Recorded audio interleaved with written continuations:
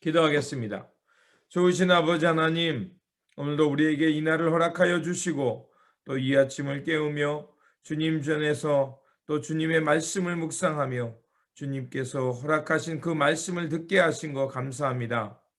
우리의 삶의 자리가 주님의 성전인 줄 믿사오니 저 이 자리에서 주님의 말씀을 통해서 우리의 삶을 잘 분별하게 하시고 좌로나 우로나 치우침 없이 중도의 길, 또 이 중도의 길을 잘 걸어감을 통해서 하나님의 때를 알고 살아가는 저희들이 되게 하여 주시옵소서. 무엇보다도 아버지 하나님, 우리의 삶의 유한함을 알기를 원합니다.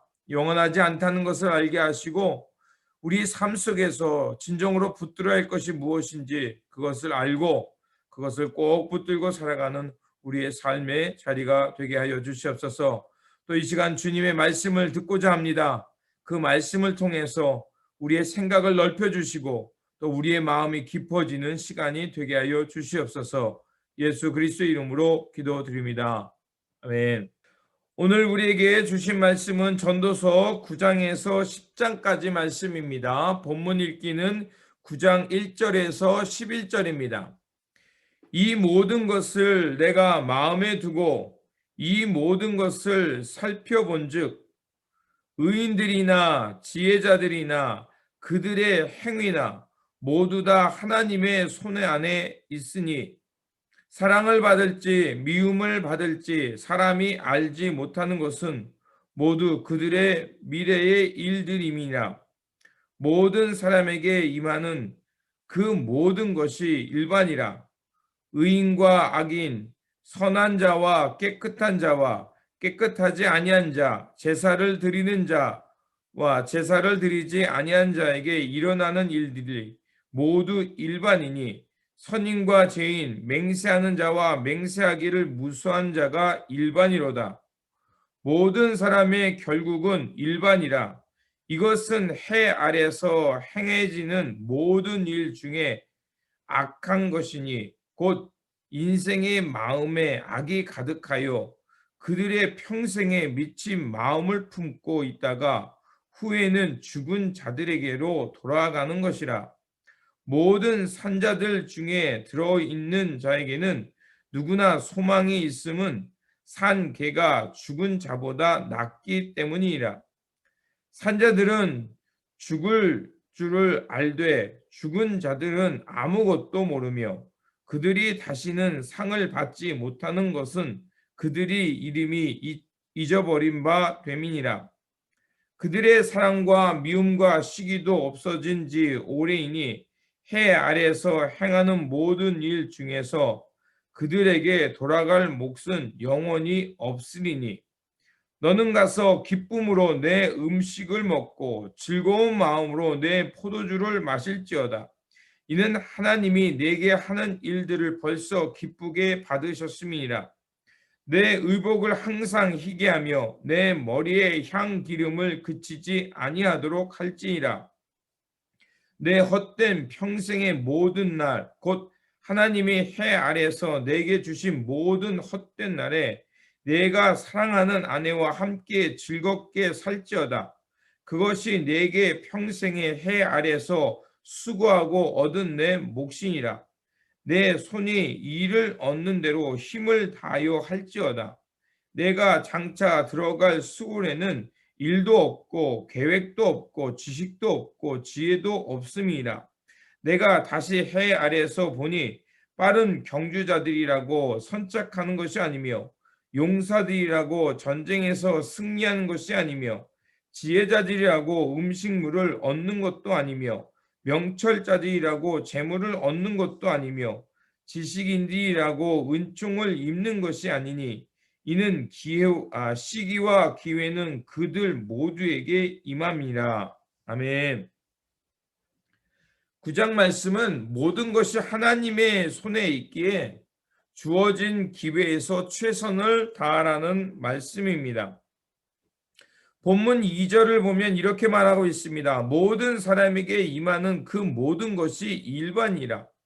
의인과 악인, 선한 자와 깨끗한 자, 깨끗하지 아니한 자, 제사를 드리는 자와 제사를 드리지 아니한 자에게 일어나는 일들이 모두 일반이니 선인과 죄인, 맹세하는 자와 맹세하기를 무서워한 자가 일반이로다. 이렇게 되어 있습니다. 이 말씀은 무엇을 말하냐면요. 결국 그 마지막에 공평성을 말하는 것입니다. 여기 나와 있는 대로 제사를 드리는 자, 제사를 드리지 않은 자, 이거는 이제 예배를 말하겠죠. 히브리인들에게 당연히 제사는 예배니까. 하나님께 예배하는 자, 혹은 예배하지 않은 자, 또 선한 자, 선하지 못한 자, 깨끗한 자, 깨끗하지 못한 자, 그런 사람들이 모두에게 공평적으로 주어지는 게 있는데 바로 마지막 때라는 것입니다.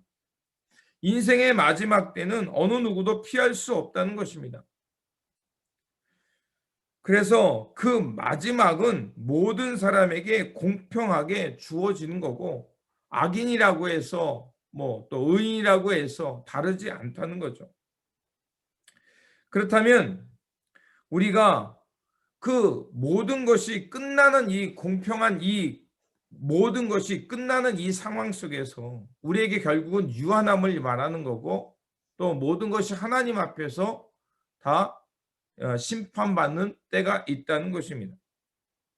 그러면서 그 얘기를 하면서 4절과 5절에 이런 얘기를 합니다. 모든 산자들 중에 들어있는 자에게는 누구나 소망이 있음은 산 개가 죽은 사자보다 낫기 때문이라. 산자들은 죽은 줄을 알되 죽은 자들은 아무것도 모르니 그들이 다시는 상을 받지 못할 것은 그들의 이름이 잊어버린 바 됩니다. 이렇게 말하고 있어요. 이 얘기는 뭐냐면 결국 살아있다는 것이 중요하다는 거죠. 우리가 언젠가는 다 끝납니다. 그리고 그 끝은 하나님 앞에서 결국 모든 것이 드러나는 때가 있다는 거죠. 그렇다면 이미 죽었던 자, 과거의 죽음으로 끝났던 사람들에게는 더 이상 어떤 상을 받는 기회도, 또 그 이름이 기억되는 기회도 더 이상 주어지지 않는다는 것입니다. 그렇기 때문에 여기서 말하면 개라는 것은 히브리인들에게 있어 개라는 굉장히 좀 천하게 여기는 거죠. 오히려 사자를 높이는 거죠. 영광을 뜻하는 자리입니다. 그런데 아무리 사자라고 해도 죽었다면 더 이상 그들에게는 기회가 없다는 거예요. 지금 내가 삶의 처지가 좀 이렇게 처지고 낮은 자리에 있다 할지라도 살아 있다면 그에게는 기회가 있다는 것입니다. 우리에게 중요한 것이 있어요. 우리에게 믿음이 있다는 것은 무엇을 말하냐면 우리가 과거에 어떤 우리가 살아가는 삶의 여러 가지 일들이 그 잘한 일도 있지만 잘못한 일도 있거든요. 그리고 또 그 과거를 통해서 우리에게 무엇이 주어지냐면 내가 이런 실수를 통해서 끝나는 것이 아니라 이 실수 속에 통해서 내가 깨달은 게 있습니다.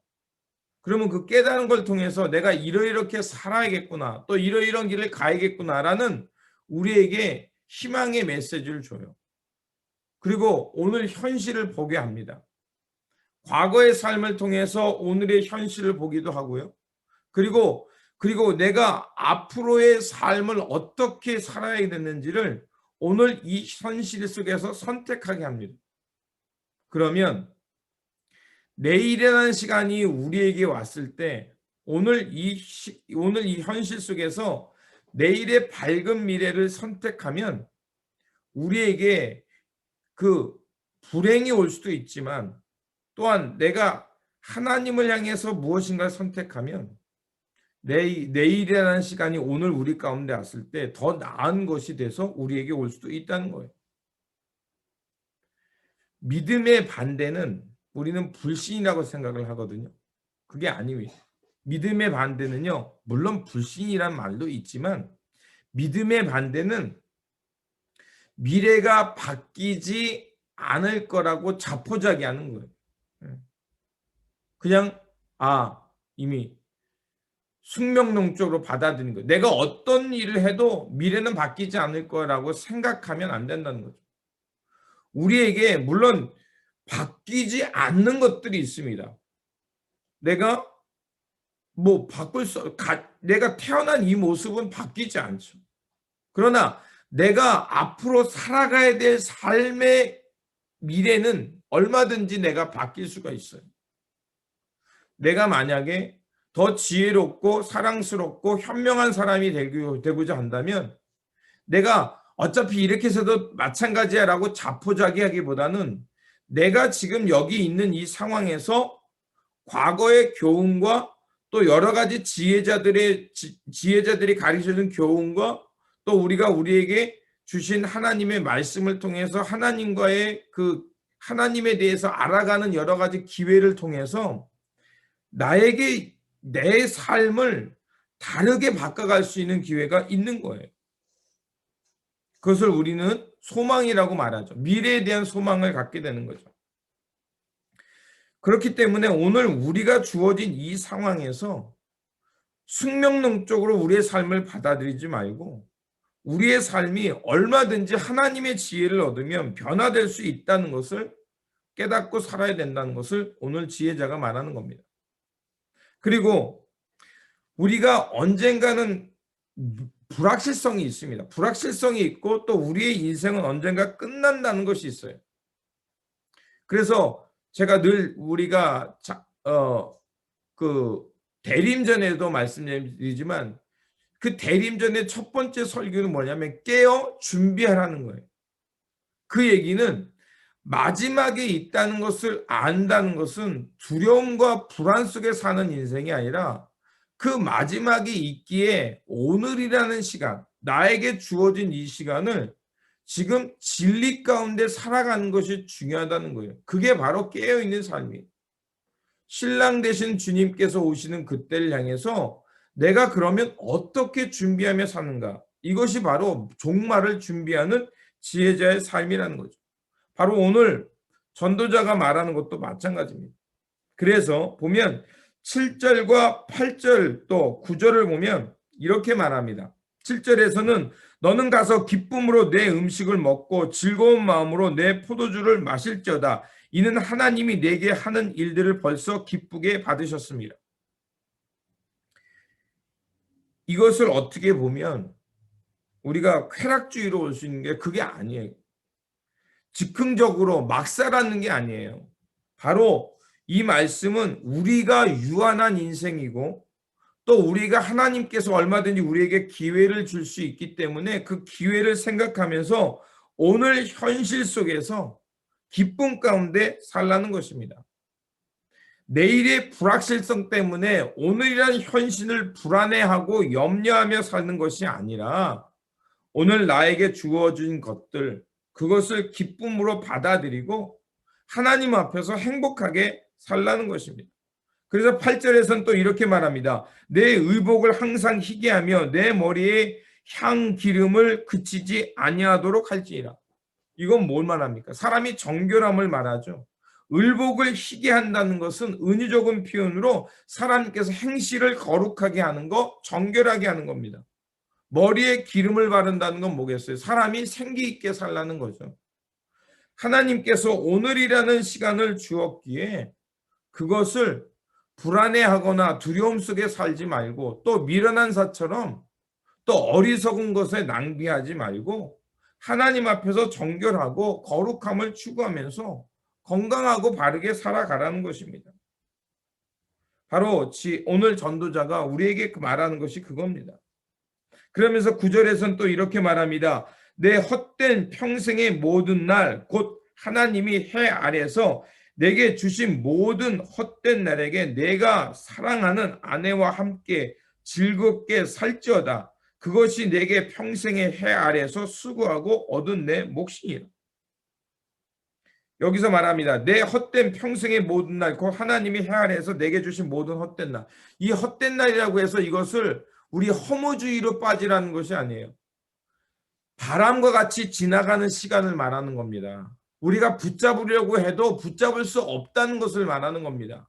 그러면 우리에게 유한하게 주어진 이 시간들, 우리가 어떻게 통제할 수 없는 이 시간들을 그러면 어떻게 할 것이냐? 가장 가까이 있는 사람들, 아내로 표현한 사람들은 우리 관계 속에 가장 가까이 있는 사람들을 말하는 겁니다. 그들과 명랑하게 살라는 거예요. 그들에게 악을 행하지 말고 살라는 겁니다.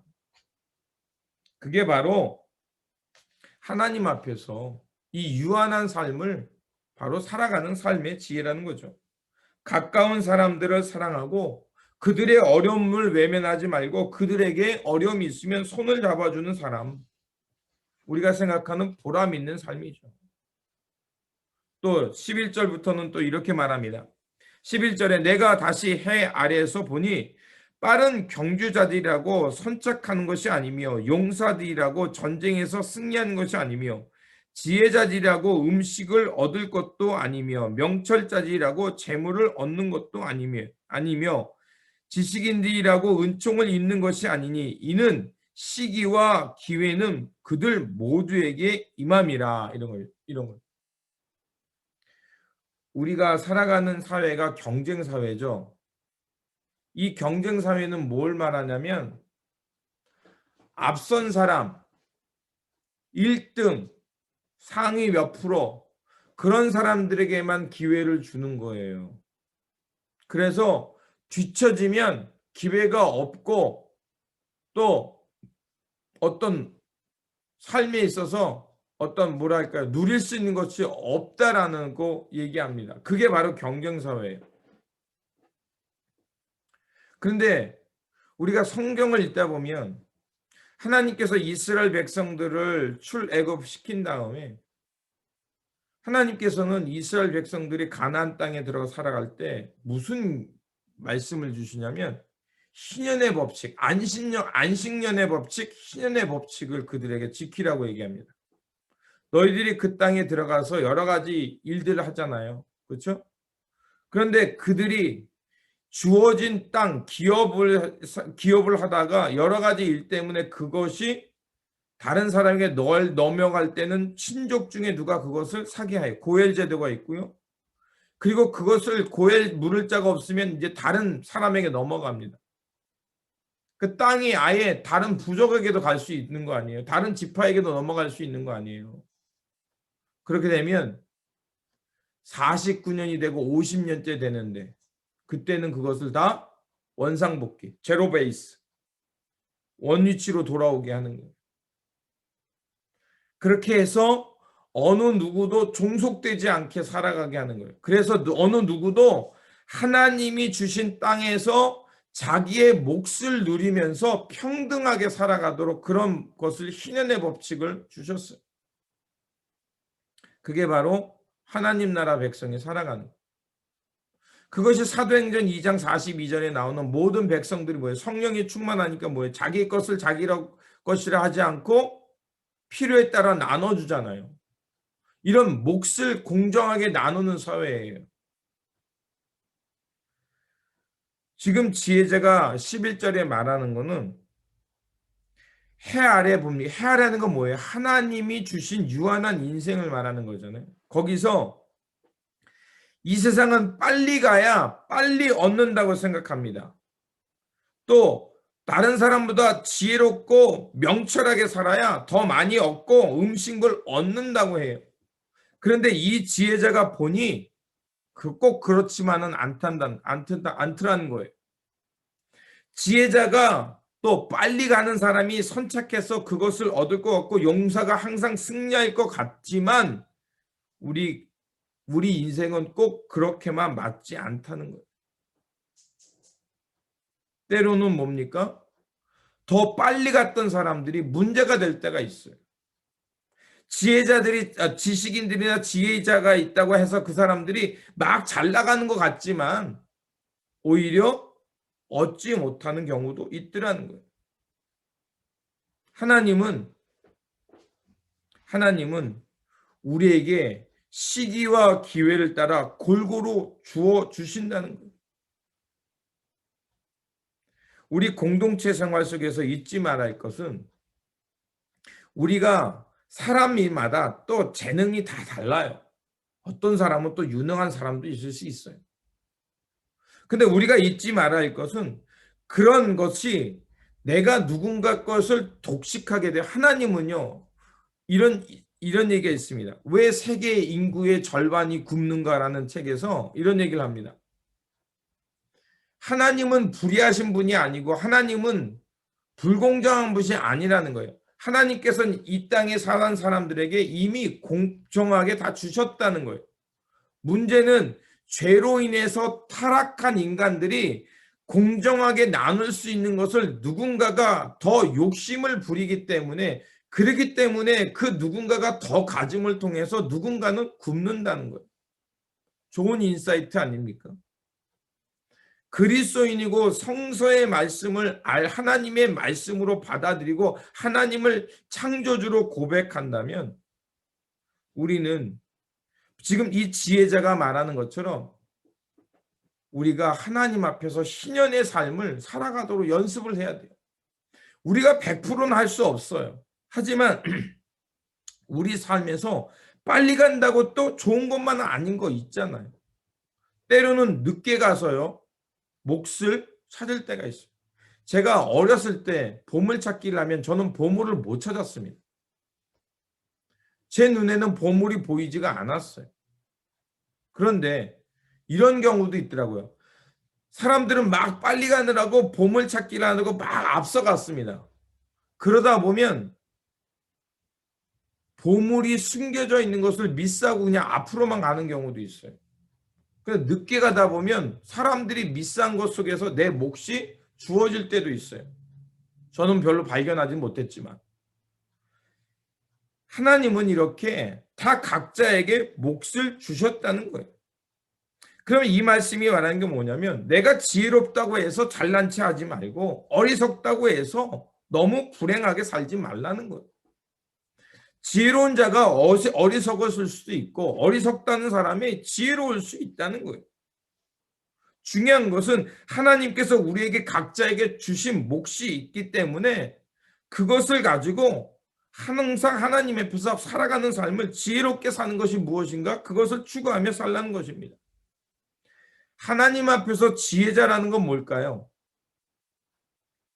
하나님 앞에서 지혜라는 건 두 가지로 말할 수 있습니다. 먼저는 전체를 볼 줄 아는 거예요. 그러니까 시야가 넓어서 그 큰 세계를 볼 줄 아는 거예요. 또한 지혜자라는 것은 작은 것을 통해서도 큰 것을 볼 줄 아는 사람입니다. 무슨 얘기인지 여러분 이해하실 거예요. 내 시야만 옳다고 보는 것이 아니라 넓게 볼 줄 아는 사람, 숲을 볼 줄 아는 사람이고, 또 숲만 보아서도 문제가 되잖아요. 숲만 보는 게 아니라 그 숲 속에 들어있는 나무 한 폭이, 나무 하나하나, 풀 한 폭이 그 속에 살고 있는 생물들까지 살펴볼 수 있는 디테일이 있는 사람이 돼야 돼요. 그래야 지혜로운 사람이 되는 거예요. 그랬을 때 우리가 하나님께서 주어진 이 삶 속에서 우리가 어리석고 다른 길로 가지 않고 마지막 때를 준비하며 지혜롭게 살아가는 삶이 될 것입니다. 바로 그런 삶을 살아가라고 9장은 우리에게 말하고 있습니다. 그리고 10장은 또 한 번 이렇게 말합니다. 지혜자와 우매자의 특징에 대해서 말합니다. 10장에서 2절에 보면 지혜자의 마음은 오른쪽에 있고 우매자의 마음은 왼쪽에 있느니라. 이것을 잘못해서 방향성만을 따지는 걸로 생각하면 안 됩니다. 물론 이스라엘 사람들에게 오른쪽은 옳은 것이라는 기본적 개념이 있기 때문에 오른쪽이라 필요한 거예요. 지혜자라는 것은 무엇을 말하냐면 항상 선한 것, 옳은 것, 하나님 앞에서 기쁨이 되는 것을 선택한다는 것을 말합니다. 여기서 우매자라는 것은요, 하나님 앞에서 악을 말하겠죠. 우리가 삶을 살아가는 데 있어서요, 14절과 15절을 보면 이렇게 말합니다. 우매자는 말을 많이 하거니와 사람은 장래일을 알지 못하나니 나중에 일어날 일을 누가 그에게 알리려. 우매자들의 수고는 자신의 피곤하게 할 뿐이라. 그들은 성읍에 들어갈 줄도 알지 못함이라. 우리가 사는 산업사회는요, 분주함은 좋은 겁니다. 예, 분주하게 열심히 살아야죠. 그런데 분주함 속에 열심히 살아가는 속에 잊지 말아야 할 것이 있습니다. 방향성입니다. 내가 나쁜 방향을 향해 열심히 살면 큰일 납니다. 하나님 앞에서 옳은 건지 뭐 옳지 않은 건지 분별을 하지 않는 상태에서 열심히 살아가려면 악한 일에 열심히 해버리면 큰일 나잖아요. 마찬가지입니다. 지혜자가 우리에게 말하는 것은 이렇게 말합니다. 우매자는 말을 많이 하거니와, 또 이렇게 말합니다. 우매자는 수고하는데 자신을 피곤하게 할 뿐만 아니라 성읍에 들어갈 줄 모른다. 방향성에 대해서 점검이 없다는 거예요. 멈출 줄 모른다는 거예요. 잘못된 소신을 가진 사람이 어떻게 되겠어요? 잘못된 소신을 가진 사람이 열심히 있고 말이 많으면 결국 공동체와 사회에 문제가 되잖아요. 자신뿐만 아니라 옆에 있는 사람들을 어렵게 만듭니다. 그래서 이런 말이 있죠. 지혜자는 말이 없고 어리석은 사람은 말이 많다. 말을 하지 말라는 게 아니죠. 중요한 것은 우리가 적합한 시기에 적합한 말을 할 줄 아는 사람이 되어야 되고, 적합한 시기에 적합한 선택을 할 줄 아는 사람이 되어야 된다는 것입니다. 그래서 5절과 6절은 또 이렇게 말합니다. 내가 해 아래서 한 가지 재난을 보았노니 곧 주권자에게서 나오는 허물이라. 우매한 자는 크게 높은 지위를 얻고 부자들이 낮은 지위에 앉는도다. 히브리 사람들에게 하나님을 향해서 의를 향하는 사람들에게는 어떤 개념이 있었냐면 그 사람들에게 삶이 형통하고 자손이 많고 또 소와 양떼들이 많아서 부유함을 말합니다. 여기서 부자라는 것은 하나님의 의를 얘기하는 거죠. 그런데 이렇게 말하죠. 우리가 살아가는 세상을 보니까 어리석은 사람, 잘못된 사람이, 허물 있는 사람이 높은 자리에 앉는다는 거예요. 이런 부조리가 있다는 거예요. 그런 사람들은 왜 그렇습니까? 자기 주장, 자기만 옳다고 여기는 거예요. 그런 사람들은 다른 사람의 이야기를 듣지 않습니다. 그리고 우리에게 중요한 것은 그렇기 때문에 참 어떤 영적인 감각이겠죠. 우리에게 필요한 것이 영적인 감각이 필요합니다. 그러나 이것은 뭐 누가 준다고 해서 주어지는 것도 아니고요. 우리가 이제 지식은요, 열심히 노력해서 얻을 수가 있어요. 근데 지식이 많다고 해서 또 지혜로운 건 아니에요. 내가 지식이 좀 부족할 수 있어요. 그렇지만 지식이 부족해도 삶 속에서 얻어지는 지혜들이 있거든요. 결국 우리가 필요한 거는 항상 하나님의 말씀을 가까이 하면서 지혜가 부족하면 하나님 앞에 기도하면서 지혜를 달라고 하는 그것이 필요합니다. 성경이 말하는 대로 지혜가 부족한 자 하나님께 기도해라. 그러면 하나님께서 꾸짖지 아니하시고 주신다고 또 말씀을 하셨거든요. 그러니까 우리가 우리의 삶 속에서 나의 부족함을 보는 것이 중요합니다. 그리고 너무 앞서간다고 해서 부러워할 필요 없습니다. 또 뒤처졌다고 해서 주눅들 필요 없습니다. 중요한 것은 우리에게 항상 밸런스를 잡는 삶이 중요하고, 그리고 하나님의 지혜를 구하면서 그 지혜 속에서 하나님 앞에서 균형 잡힌 삶을 살아가는 것이 중요합니다. 다시 한번 오늘 우리에게 주어진 삶 속에서 오늘 10장 2절이 말한 것처럼 지혜자의 마음은 오른쪽에 있다라는, 또 어리석은 사람의 마음은 왼쪽에 있다. 이 마음이라는 것은 결국 지혜하고도 같은 거거든요. 결국 우리가 하나님 앞에 기도하면서 하나님께 지혜를 구하면서 하나님께서 원하시는 것이 무엇인가를 분별하고 그 하나님께서 원하신 쪽을 자꾸 선택하며 살아갈 때 우리는 점점점 우리의 삶은 깊어지고 넓어지고 또 하나님 앞에서 복된 인생이 되어 살아갈 것이라 믿습니다. 그러므로 오늘도 우리에게 주어진 이 삶 속에서 매 순간을 하나님 앞에 지혜를 구하면서 하나님의 마음, 하나님께서 기뻐하는 쪽을 선택하면서 참된 하나님의 백성으로 또 지혜의 사람으로 살아가시기를 부탁을 드립니다. 기도하겠습니다. 좋으신 아버지 하나님, 감사를 드립니다. 우리에게 주어진 삶 속에서 우리의 이 삶을 하나님의 말씀을 통해서 개척해가며 우리가 자포자기하는 인생이 아니라 맡겨진 삶에서 최선을 다해서 하나님의 기쁨 되어 살게 하신 것 감사합니다. 주님, 우리에게 주님의 귀한 말씀 주셨사오니 늘 주님의 말씀을 먼저 생각하면서 하나님의 뜻을 통해서 우리의 삶의 자리를 분별하면서 하나님의 기쁨, 하나님의 선을 선택하며 살아가는 우리의 모습이 되게 하여 주시옵소서. 그래서 하나님께서 기뻐하는 삶, 하나님 나라에서 복된 삶, 또 하나님 앞에서 지혜롭고 또 참되고 온전하고 거룩하게 살아가는 하나님의 귀한 백성들 되게 하여 주시옵소서. 우리 구주 예수 그리스도 이름으로 기도드립니다. 아멘. 오늘 우리에게 주신 말씀을 붙들고 살아가는 한 날이 되시길 바라며, 오늘도 우리에게 주어진 삶 속에서 주어진 기회를 최선을 다해서 하나님의 뜻, 하나님의 거룩한 뜻을 선택하며 살아가는 한 날이 되시기를 바랍니다. 주님의 평안이 함께 하시기 바랍니다.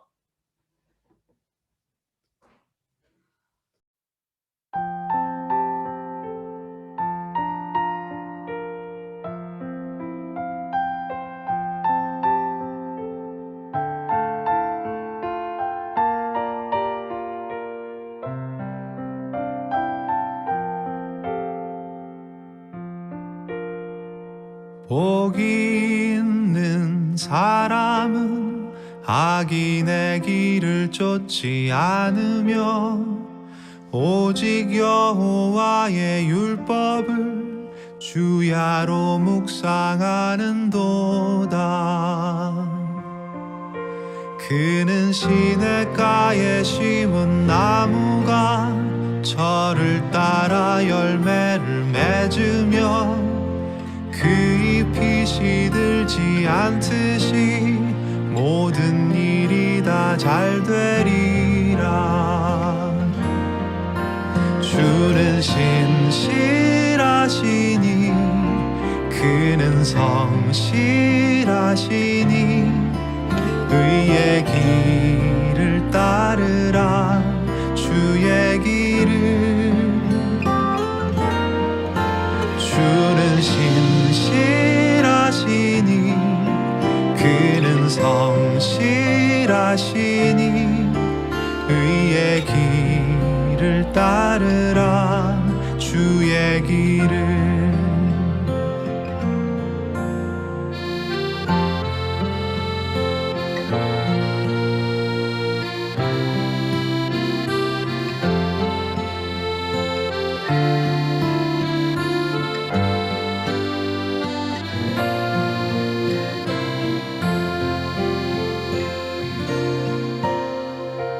복이 있는 사람은 악인의 길을 쫓지 않으며 오직 여호와의 율법을 주야로 묵상하는도다. 주는 신실하시니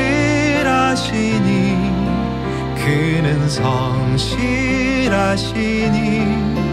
의의 길을 따르라. 주의 길을 주는 신실하시니 그는 성실하시니